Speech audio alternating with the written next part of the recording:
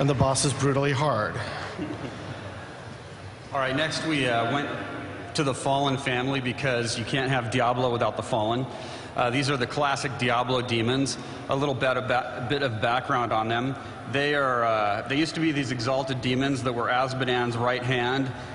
Before the Dark Exile, which is when Mephisto, Baal, and Diablo were exiled to Sanctuary, they tried, Azmodan and Belial tried once before to do this, and the Fallen in their previous state were the instruments they used to try to get this thing done. When they failed, Diablo turned them into their present impish, comical state, and that's how they've existed since then. Now they're kind of freelance. They don't work for any particular demon. They're just kind of equal opportunity demons who work for everybody. One of the things that we really loved about them, and this is, once again, we're reinforcing that idea of the different creatures working together, is their family relationships.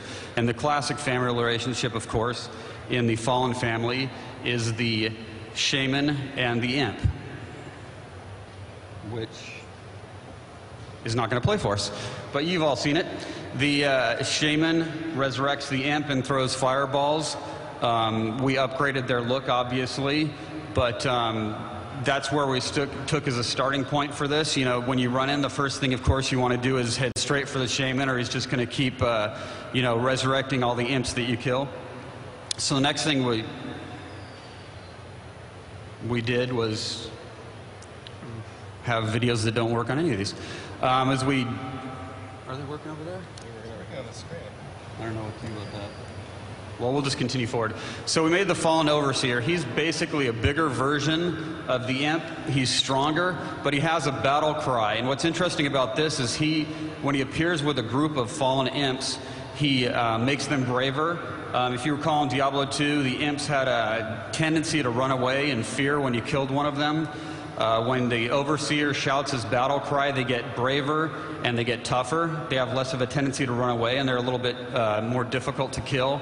The Fallen Overseer himself is actually a little bit tough. He has this big wind-up and hit that does a lot of damage. So this was one new relationship, and I'm going to be really upset if this one doesn't play. I am going to cry now, because the Fallen Lunatic is awesome. He is the black sheep of the family, if you can imagine such a thing for demons. He's a living bomb. He runs at you and stabs himself in the stomach until he explodes. And if that sounds cool, you can imagine how it looks. I'm sure we'll put this up somewhere where you guys can see it. I apologize. But so anyways, it's really funny until you're surrounded by a group of fallen and low on health, and this guy comes running in and stabs himself and explodes and kills you. Over to the Dune Thresher. All right, so we've shown you a lot of monsters that we think have turned out really well, and now I'm going to talk about one that we like but think could really be better, and we consider to be a work in progress. So we call him the Dune Thresher, internal name Sand Shark.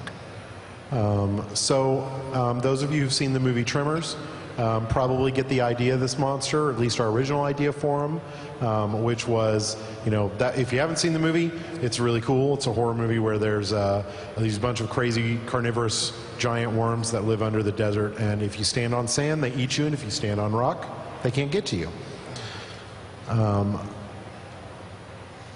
So we really liked this idea because we liked the notion that the desert sand would feel really dangerous to the player and not just something they just want to, you know, run willy-nilly out onto. So, but this guy was really kind of a prime example of the difficulty of a more complex idea in a game like Diablo. And we'll show you kind of what our desired result was. So, as I mentioned, we wanted to get this feeling that the sand wasn't safe. We wanted to have the Dune Thresher submerge only when he was on sand. If he was on any other surface like road or rock, he could not submerge and couldn't burrow under it. So when he's submerged, he would be completely invulnerable, but when he's above ground, that's when he's actually able to be attacked and you can hurt him. So, and then we were going to let him actually attack you from under the sand, which means he could attack you at a point when you couldn't hurt him, which again would make him, the idea was to really get the player to play more tactically, so that when they ran into this guy, they have to move over to kind of a rock outcrop or a road to try and get him to surface so they can attack him.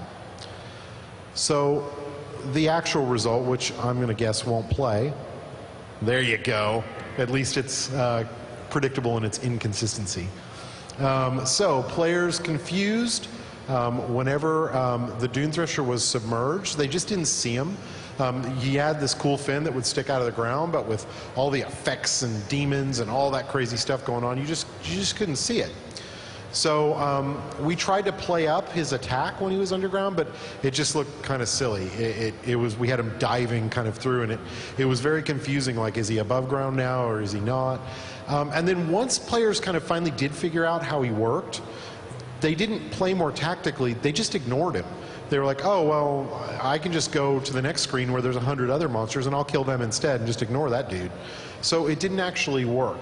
So we have a fix, which was to make the Dune Thresher more of a hunter. And so again, to play up that idea of a shark. And so the idea was that when he's submerged, he moves really fast, and that this is his way to catch the player. So the Dune Thresher, when he's distant from you, he goes underground and he just starts making a beeline for you. And then he can't attack from underground anymore, but this solves the problem of if players couldn't see him, because now he jumps up above ground, he's totally, vulnerable, and you can attack him back. So it's a pretty cool character. We're pretty happy with him, but he's especially against ranged characters, but we still have never gotten that dream that we originally had of having this character that interacted with the environment. So there's a chance that we'll come back to him. All right, so we've got a couple little bloopers for you. We have a lot of stuff as we go through development that kind of goes wrong and haywire, and we thought it'd be fun to show you a couple of those. This actually wasn't. This was for internal. When we first time we showed these characters off to the company, we just wanted to make them laugh. So this is one of the quests. Varna has been poisoned. She's not doing very well. She's supposed to stop now, but she didn't. Even when she died, she didn't. Yeah, it wasn't good. Something wrong with her. We're not quite sure what this is.